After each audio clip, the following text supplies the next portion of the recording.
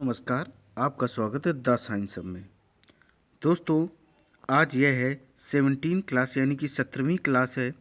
इसके पहले आपकी 16 क्लासें कंप्लीट हो चुकी। उनमें आपके 400 क्वेश्चन कंप्लीट हो चुके हैं और जितने भी क्वेश्चन करवाए जा रहे हैं वे सारे के सारे एग्ज़ाम में आए हुए ही क्वेश्चन हैं। हम आपको बता दें, यह जो स्पेशल साइंस की सीरीज है यह है आरआरबी रेलवे ग्रुप डी और सुपर टेट के लिए। आइए दोस्तों, स्टार्ट करते हैं 401 नंबर से क्वेश्चन। निम्न के द्वारा दूध खट्टा किया जाता है, यानी किसके कारण दूध खट्टा हो जाता है। तो इसका जो आंसर होगा वह होगा बी नंबर, यानी कि बैक्टीरिया। कौन सा बैक्टीरिया है जीवाणु होता? वह होता लैक्टोबैसिलस, यानी कि लैक्टोबैसिलस जीवाणु के कारण ही दूध जो है वह दही में परिवर्तित हो जाता है और बैक्टीरिया के कारण यह खट्टा हो जाता है। बैक्टीरिया को हिंदी में क्या कहते हैं? जीवाणु कहते हैं। विषाणु को इंग्लिश में वायरस। अब देखते हैं क्वेश्चन नंबर 402। दूध से दही जमता है, किसके कारण? इसका आंसर होगा सी नंबर, बैक्टीरिया के द्वारा। कौन सा बैक्टीरिया? लैक्टोबैसिलस। लैक्टोबैसिलस बैक्टीरिया यानी कि जीवाणु के कारण दूध से दही बनता है या जमता है। अब क्वेश्चन देखते हैं 403। एलिसा परीक्षण किसके लिए निर्देशित होता है? जो एलिसा टेस्ट होता है वह होता है एड्स के लिए। किसके लिए होता है? एड्स के लिए होता है। इसका जो आंसर है वह ए नंबर होगा। एड्स का फुल फॉर्म होता है एक्वायर्ड इम्यूनो डिफिशियंसी सिंड्रोम।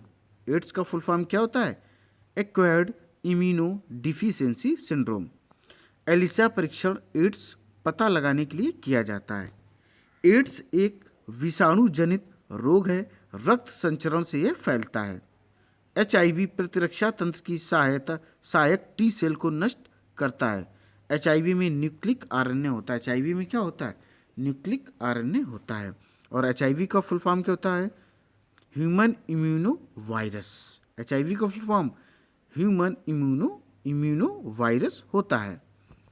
अब देखिए एड्स के बारे में। यह रोग असुरक्षित यौन संबंध यानी कि सेक्सुअल कांटेक्ट, प्रदूषित सीरीज यानी कि सिरिंज वगैरह प्रदूषित इस्तेमाल कर रहे हैं, एवं रुधिर आधार यानी कि ब्लड ट्रांसफ्यूजन, ये 3 प्रकार से होने की अधिक इसकी संभावना रहती। पहला क्या है? यौन संबंध, असुरक्षित यौन संबंध और आपके प्रदूषित सिरिंज वगैरह प्रयोग करने से रुधिर आदान यानी कि ब्लड लेने और देने से संभावना इसकी रहती है। पोलियो, यह रोग पोलियो वायरस के द्वारा होता है। पोलियो रोग किसकी वजह से होता है? यह पोलियो वायरस के द्वारा होता है। यह विषाणु भोजन एवं जल के द्वारा बच्चे के शरीर में पहुंच जाते हैं तथा मांसपेशियों को नियंत्रित करने वाली तंत्रिकाओं को नष्ट कर देते हैं। इस रोग से पैर हाथ निष्क्रिय हो जाते हैं। यह बीमारी के रोकथाम के लिए पोलियो ड्रॉप्स बच्चों को पिलानी पड़ती है। और पोलियो ड्रॉप्स कब पिलाई जाती? बचपन में पिलाई जाती। 2 बूंद जिंदगी की। क्या? 2 बूंद जिंदगी की। अगर पोलियो ड्रॉप्स नहीं लेती तो संभावना रहती है कि हाथ पैर पोलियो ग्रसित हो जाएं, यानी कि लकवा मार जाए, वर्क करना छोड़ दें। वयस्क व्यक्तियों के शरीर के किसी भी अंग में त्वचा से लेकर अस्थि तक यदि वृद्धि अनियंत्रित हो तो उसे कैंसर कहते हैं। यानी कि सीधी बात है, शरीर में अगर कोशिकाएं बढ़ती जा रही वह नियंत्रित नहीं हो रही हैं तो कुछ समय बाद वह कैंसर का रूप धारण कर लेंगी। किसका रूप धारण कर लेंगी? कैंसर का रूप धारण कर लेंगी। विडाल टेस्ट टाइफाइड रोग में होता है। आपसे पूछा जाए विडाल टेस्ट किस में यूज होता है, तो टाइफाइड रोग में प्रयोग किया जाता है विडाल टेस्ट। अब क्वेश्चन देखते हैं 404 नंबर। पैरासीटामोल उपयोग में लाया जाता है, यानी कि पैरासीटामोल हम जो मेडिसिन होती है वो किसके लिए यूज करते हैं, किस बीमारी के लिए इसका हम प्रयोग करते हैं? तो इसका प्रयोग करते हैं जो शरीर के दर्द निवारण में पैरासीटामोल का उपयोग हम लोग करते हैं। बॉडी के किसी भी पार्ट्स में अगर दर्द हो रहा है तो हम पैरासीटामोल का उपयोग करते हैं। इसका आंसर हो जाएगा ए नंबर। अब देखते हैं क्वेश्चन नंबर 405। निम्नलिखित में से कौन सी दवा एंटीबायोटिक है? यानी कि इसमें से हमें चारों में से देखनी है कौन सी दवा एंटीबायोटिक है। इसका जो आंसर होगा बी नंबर, पैरासीटामोल क्या है? एक पेनिसिलिन। क्या है? पेनिसिलिन जो आपकी है वो एंटीबायोटिक है। पैरासीटामोल क्या होती है, वो दर्द निवारण के रूप में इस्तेमाल करते हैं। और पेनिसिलिन क्या, एंटीबायोटिक एक दवा होती है। एस्प्रिन को एंटीपायरेटिक दर्द निवारक दवा कहा जाता है। एस्प्रिन की बात करें तो इसे एंटीपायरेटिक दर्द निवारक टेबलेट्स भी इसे हम कहते हैं। अब क्वेश्चन देखते हैं 406 नंबर। इनमें से कौन सी जीस्ती परीक्षा यानी कि बायोप्सी को स्पष्ट करता है? तो इसका जो आंसर होगा वह होगा डी नंबर। क्या होगा? इसका जो आंसर होगा वह होगा डी नंबर। एक डॉक्टरी परीक्षण की तकनीकी जिसमें कोशा तथा तंतुओं की सहायता ली जाती है, जो जीस्ती परीक्षा यानी कि बायोप्सी को स्पष्ट करता है। किसको स्पष्ट करता है? बायोप्सी को स्पष्ट करता है। क्वेश्चन नंबर देखते हैं 407। किण्वक क्या होता है, यानी कि किण्वक क्या होता है? यह एक जैविक उत्प्रेरक होता है। क्या होता है? यानी कि किण्वन को हम क्या बोलते हैं? फर्मेंटेशन बोलते हैं। यह एक जैविक उत्प्रेरक होता है। मैं आपको बता दूं कि उत्प्रेरक क्या होते हैं। उत्प्रेरक का मतलब होता है जो क्रिया को तेज भी करें और धीमा भी करें, लेकिन किसी भी प्रकार की क्रिया में भाग ना लें, उन्हें हम उत्प्रेरक कहते हैं। अब क्वेश्चन देखते हैं 408। पनीर बनाने में किस किण्वक का प्रयोग किया जाता है? तो इसका जो आंसर होगा वह ए नंबर होगा, क्योंकि पनीर बनाने की नहीं चीज़ बनाने में हम जिस किण्वक का इस्तेमाल करते हैं वह होता है रेनिन। कौन सा होता है? वह होता है रेनिन किण्वक का हम इस्तेमाल करते हैं पनीर बनाने के लिए। अब देखते हैं 409 नंबर 409। नदियों, तालाबों आदि में पाए जाने वाले जली हरे पौधे को क्या कहते हैं? इसको हम लोग कहते हैं शैवाल। इसका आंसर है बी नंबर। क्या कहते हैं? शैवाल। इसको हम लोग शैवाल, और इंग्लिश में इसे हम कहते हैं एल्गी। क्या कहते हैं? इसको हम एल्गी कहते हैं। यह नदियों, तालाबों आदि में पाए जाने वाले जली हरे पौधे को शैवाल कहा जाता है। यह प्रकाश संश्लेषण की भी क्रिया शैवाल करता है और इसमें प्रोटीन की अधिकता भी पाई जाती है। अब देखते हैं question number 410 number. AP culture किससे संबंधित है? तो एपी कल्चर जो आपका होता है वह मधुमक्खी पालन से संबंधित होता है। एपी कल्चर किससे संबंधित होता है? मधुमक्खी पालन को ही हम एपी कल्चर कहते हैं। यानी कि मधुमक्खी पालन कैसे पाली जाती है, क्या उसका प्रोसेस होता है, यही सब जो हम अध्ययन करते हैं उसको ही हम एपी कल्चर कहते हैं। एपी कल्चर उसे हम कहते हैं। अब बात करते हैं पिसी कल्चर की। तो पिसी कल्चर में हम मछली पालन का अध्ययन करते हैं और पालन से संबंध है कि मछली कैसे जीवन यापन करती है, उसे क्या भोज्य पदार्थ दिए जाते हैं, उसके लिए कैसा वातावरण तैयार करना चाहिए, यानी कि जली जो उसका वातावरण तालाब का वह कैसा होना चाहिए, उसी सब का अध्ययन किसमें किया जाता है? पिसी कल्चर में किया जाता है। अब बात करते हैं सेरीकल्चर की। सेरीकल्चर को रेशम का कीट पालन भी कहते हैं। सेरीकल्चर में हम रेशम की कीट के बारे में जानते हैं कि वह उसका पालन कैसे किया जाता है। इसकी स्टडी, इसका अध्ययन किसमें करते हैं? सेरीकल्चर में इसकी स्टडी हम लोग करते हैं। अब क्वेश्चन नंबर देखते हैं 411। कीट निम्नलिखित से संबंधित हैं। कीट निम्नलिखित से संबंधित हैं। तो इसमें आएगा डी नंबर आर्थ्रोपोडा। कीट किससे संबंधित होते हैं? कौन से संघ से, कौन से फाइलम से? आर्थ्रोपोडा। आर्थ्रोपोडा एक सबसे बड़ा संघ है। आर्थ्रोपोडा संघ के अंतर्गत कीट आते हैं। लगभग सारे कीट किसके अंतर्गत आते हैं?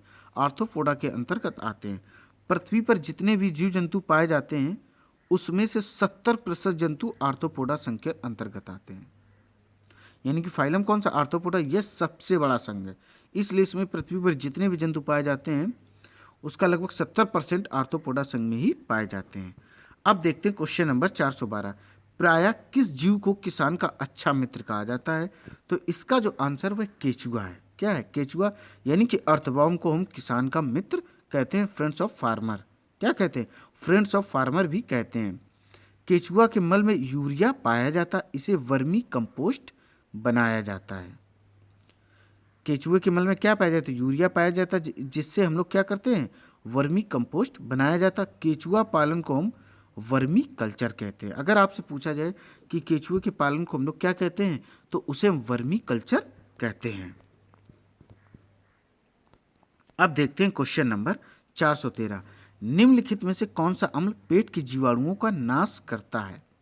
तो इसका जो आंसर होगा वह होगा बी नंबर HCl। क्या बोलते हैं? HCl अमाशय से स्रावित होता है, यह पेट के जीवाणुओं को नाश करता है। HCl का मतलब होता है हाइड्रोक्लोरिक एसिड। क्या बोलते हैं इसको? हाइड्रोक्लोरिक अम्ल या एसिड बोलते हैं। ये पेट में जितने भी जीवाणु होते हैं उनको यह नष्ट करने का कार्य करता है। अब देखते हैं क्वेश्चन नंबर 414 नंबर। समुद्री ककड़ी जिसे कि सी कुकम्बर यानी कि समुद्री ककड़ी निम्नलिखित में से किसे इंगित करता है? यह करता बी नंबर यानी कि एक समुद्री अकशेरुकी इनवर्टिब्रेट। समुद्री ककड़ी किसे इंगित करता, किसे दर्शाता है? यह दर्शाता अकशेरुकी इनवर्टिब्रेट। अकशेरुकी मतलब होता है जिनमें रीढ़ की हड्डी नहीं पाई जाती है, और कशेरुकी क्या होते हैं? हम लोग जैसे हम लोगों में रीढ़ की हड्डी पाई जाती है। जितने जीव जंतु जिनमें रीढ़ की हड्डी पाई जाती है वह सभी के सभी कशेरुकी में वर्टिब्रेट में आते हैं। किस में आते हैं? वर्टिब्रेट में आते हैं। और जिनमें रीढ़ की हड्डी नहीं पाई जाती है वो सारे के सारे जीव अकशेरुकी में आते हैं। अब देखते हैं क्वेश्चन नंबर 415। चींटी के कितने पैर होते हैं? तो इसका जो आंसर है वह है ए नंबर यानी कि 6। चींटी में कितने पैर होते हैं? वह 6 होते हैं। वह जॉइंट लेग कहा जाता है, यानी कि ये जुड़े हुए होते हैं। इनको जॉइंट लेग या जॉइंट लेग भी कहते हैं। चींटी जो है वह आर्थ्रोपोडा फाइलम के अंतर्गत आती। मैंने अभी आपको बताया था आर्थ्रोपोडा जो है वह सबसे बड़ा संघ है। पृथ्वी पर जितनी जीव जातियाँ या जंतु की जातियाँ पाई जाती वह ज़्यादातर यानी कि 70% जातियाँ जो हैं वह आर्थ्रोपोडा संघ के अंतर्गत आती हैं। आर्थ्रोपोडा फाइलम के शरीर हेड यानी कि सिर, थोरेक्स यानी वक्ष, उदर यानी कि एब्डोमेन में विभाजित होते हैं। यानी आर्थ्रोपोडा संघ के जितने भी जीव होंगे वो शरीर में होंगे। उनके 3 हिस्से होंगे, शरीर, वक्ष और उदर। 3 में वह डिवाइड होंगे। अब देखते हैं क्वेश्चन नंबर 416। सामान्यतः वायरस निम्नलिखित को छोड़कर समस्त पौधे को संक्रमित करता है। इसका जो आंसर होगा वह होगा डी नंबर। क्या होगा? समानता वायरस तने यानी कि इसको तनाग्र भी बोलते हैं, स्टेम बोलते हैं, को छोड़कर समस्त पौधे को संक्रमित करता है वायरस। अब देखते हैं क्वेश्चन नंबर 417। जीवाणुओं की रोम जैसी संरचना को क्या कहा जाता है? इसका जो आंसर होगा वह ए नंबर होगा कि जो जीवाणु की रोम जैसी संरचना होती है उसको हम फ्लैजला कहते हैं। क्या कहते हैं? रोम मतलब रोए जैसी संरचना अगर जीवाणु की है तो उसे हम लोग क्या नाम देंगे? फ्लैजला। क्या कहेंगे? फ्लैजला उसे कहते हैं। अब क्वेश्चन नंबर देखते हैं 418। नाइट्रोजन फिक्सिंग जीवाणु सामान्यतः पाए जाते हैं। इसका जो आंसर होगा वह होगा सी नंबर लेगुमिनस पौधों में। किसमें? लेगुमिनस पौधों में। यानी कि नाइट्रोजन फिक्सिंग जीवाणु जो किसमें पाए जाते हैं वह लेगुमिनस पौधे में ही पाए जाते हैं। लेगुमिनस पौधे की जड़ में राइजोबियम नामक जीवाणु पाया जाता है जो नाइट्रोजन का फिक्सिंग करता है। अगर आपसे पूछा जाए उस जीवाणु का नाम बताइए जो नाइट्रोजन स्थिरीकरण का कार्य करता है, यानी कि नाइट्रोजन फिक्सिंग का कार्य करता है, वह जीवाणु है राइजोबियम जीवाणु। कौन सा? राइजोबियम जीवाणु है। अब देखते हैं क्वेश्चन नंबर 419। MMR का टीका किस बीमारी में दिया जाता है? तो MMR का जो टीका है वह किस में दिया जाता है? यह दिया जाता है व्रेजोल बीमारी में। किसमें? व्रेजोल बीमारी में दिया जाता है। इसका आंसर है डी नंबर। अब देखते हैं 420 नंबर। हाइड्रोफोबिया बीमारी होती है तो इसका आंसर है सी नंबर। क्या? रेबीज। हाइड्रोफोबिया रोग रेबीज वायरस से होता है। हाइड्रोफोबिया जो रोग है वो किससे होता है? वायरस से होता है, रेबीज वायरस से होता है। यह रोग पागल कुत्ते के काटने पर होता है। यानी कि अगर पागल कुत्ता किसी व्यक्ति को काट लेता है तो उसको क्या हो जाएगा? हाइड्रोफोबिया हो जाएगा। हाइड्रोफोबिया रोग से पीड़ित व्यक्ति को पानी से डर लगता है तथा कभी कभी कुत्ते की तरह भौंकने भी लगते हैं। लेकिन अब इसके भी उपचार हो गए, अब इंजेक्शन लगने स्टार्ट हो गए हैं। पहले 14 लगते थे, अब कम हो गए हैं संख्या में। तो यानी कि अगर कोई पागल कुत्ता किसी व्यक्ति को काट ले तो उसे कौन सा रोग हो जाएगा? हाइड्रोफोबिया। और किस वायरस के कारण? वह होता है रेबीज वायरस। कौन सा वायरस? Rabies virus. और हाइड्रोफोबिया जिस व्यक्ति को होगा वह पानी से डरेगा और कभी कभी उसकी जो एक्टिविटी होगी, कार्य प्रणाली होगी, वो कुत्ते जैसी हो जाएगी, यानी कि भौंकने भी लगेगा। अब क्वेश्चन देखते हैं 421। एंटी रेबीज का टीका कब दिया जाता है? तो इसका जो ऑप्शन होगा वह होगा ए नंबर, कुत्ता काटने पर। सीधी सी बात है, जब पागल कुत्ता काट रहा है तो हमें रेबीज़ हो रहा, तो उससे बचने के लिए हमें जो इंजेक्शन दिए जाएंगे वह एंटी रेबीज़ ही कहलाएंगे। क्या कहलाएंगे? एंटी रेबीज़ का जो इंजेक्शन है वह कुत्ता काटने पर दिया जाता है। अब क्वेश्चन देखते हैं 422। वह बीमारी जिसमें खून का थक्का आसानी से नहीं जमता है उसे क्या कहा जाता है? इसका जो आंसर है बी नंबर, हीमोफीलिया। हीमोफीलिया एक आनुवांशिक रोग है, यानी कि जेनेटिक डिजीज है, यानी कि मम्मी पापा या दाई बाबा से या नानी नाना से ये होने की संभावना रहती है। इस रोग में खून का थक्का आसानी से नहीं जमता है और विटामिन के की भी कमी हो जाती है, तब और खून का थक्का नहीं जमता है। यह बीमारी सर्वप्रथम रानी विक्टोरिया में पाई गई, इसलिए बीमारी को रॉयल डिजीज भी कहा गया। यानी रानी विक्टोरिया को ये डिजीज हो गई तो इस डिजीज का क्या नाम रखा गया? रॉयल डिजीज भी इसका नाम रखा गया। सिकल सेल एनीमिया यह भी एक जेनेटिक डिजीज है, यानी कि आनुवांशिक रोग है। यह भी हमारे गार्जियन से ही ट्रांसफर होता है, यानी कि स्थानांतरित होता है। इसमें आरबीसी आकर हंसुए के आकार या हंसुए जिस तरीके का हंसिया होता है उस आकार की यह हो जाते हैं, जिसके कारण ऑक्सीजन परिवहन की क्षमता घट जाती है। जब आरबीसी टेढ़े हो जाएंगे तो ऑक्सीजन जाने का जो रास्ता वह थोड़ा सा मुड़ जाएगा, यानी ऑक्सीजन की कमी हो जाएगी। तो सिकल सेल एनीमिया के लक्षण आप समझ गए। इसमें आरबीसी कैसे हो जाते? हंसिए के आकार के हो जाते, यानी कि हल्के से टेढ़े हो जाते। और आरबीसी का फुल फॉर्म क्या होता? Red blood corpuscles. और इनको हिंदी में लाल रुधिर कणिकाएं। इनका जीवन काल लगभग 120 दिन होता है। और ये रेड क्यों होते हैं? ये होते हीमोग्लोबिन की वजह से। आपका रक्त लाल क्यों है? हीमोग्लोबिन की वजह से रक्त लाल होता है। अब देखते हैं क्वेश्चन नंबर 423। मानव शरीर का कौन सा अंग टाइफाइड से मुख्य रूप से प्रभावित होता है? तो इसका जो आंसर है वह होगा डी, आंतें। क्या होती? आंतें, जिसको हम स्मॉल इंटेस्टाइन या छोटी आंत भी कहते हैं। मानव शरीर में टाइफाइड से प्रभावित अंग स्मॉल इंटेस्टाइन में, यानी कि स्मॉल इंटेस्टाइन होती है। देखिए, किडनी से संबंधित कुछ बीमारियां हैं उनको हम बताते हैं, जैसे bladder stone, uremia, nephritis, kidney stone. Kidney यानी कि वृक्क से संबंधित कुछ बीमारियां हैं, उन कौन कौन सी? Bladder stone, uremia, nephritis, kidney stone आदि। अब देख लो लंग से संबंधित यानी फेफड़ों से संबंधित। अब देखते हैं आपको फेफड़े से संबंधित कुछ रोग बताते हैं, जैसे अस्थमा, दमा। तो ये दमा होता कैसे? धूल मिट्टी में ज़्यादा रहने से चांसेस रहते हैं सांस लेने में प्रॉब्लम हो जाती है। ब्रोंकेट्स, निमोनिया, ट्यूबरक्लोसिस। लंग से रिलेटेड कितनी बीमारियां? ट्यूबरक्लोसिस, यक्ष्मा यानी कि टीबी, निमोनिया, ब्रोंकेट्स, अस्थमा। ये किससे हैं? ये फेफड़े से संबंधित कुछ रोग हैं, इनको आप लोग याद रखें। अब क्वेश्चन देखते हैं 424 नंबर। एपिडर्मिक रोग संबंधित है, तो इसका जो आंसर होगा वह सी नंबर होगा, त्वचा। क्या है? स्किन। एपिडर्मिस जो होती है वह त्वचा का ऊपरी हिस्सा ही होता है। त्वचा से संबंधित रोग को हम एपिडर्मिक कहते हैं। क्या कहते हैं? एपिडर्मिक कहते हैं। टॉन्सिल्स, इनको ये किससे संबंधित होती है? ये गले से संबंधित होते हैं, इनको कनबुजा भी हिंदी में कहते हैं। और सिनोसाइट्स, नोज ब्लड, नाक से संबंधित है। डीफनेस, बहरापन से संबंधित है। और ओटोमाइकोसिस भी इसी से रिलेटेड है। अब देखते हैं क्वेश्चन नंबर 425। टेटनस बीमारी को किस नाम से भी जाना जाता है? देखिए, बी नंबर, इसको बोलते हैं लॉकजा। क्या कहते हैं? लॉकजा। और टेटनस बीमारी को हम धनुष टंकार तथा इंग्लिश में लॉकजा भी कहते हैं। टेटनस होता कैसे? जंग लगी हुई कोई चीज़ लग जाए तो टेटनस होने की संभावना रहती है। टेटनस कैसे होता?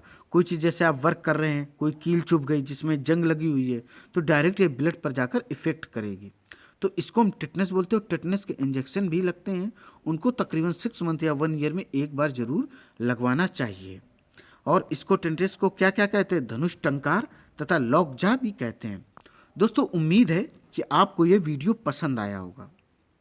इस तरीके की वीडियो आपको लगातार साइंस के मिलते रहेंगे, और ये video specially for RRB, railway group D और सुपर टेट के लिए वेरी वेरी इंपॉर्टेंट क्वेश्चन है। इस सीरीज़ को आप लोग कंटिन्यू देखते रहें। और दोस्तों, ये वीडियो आपको पसंद आया होगा, प्लीज़ इसे अधिक से अधिक लाइक करें, शेयर करें और सब्सक्राइब करें। दोस्तों, जय हिंद।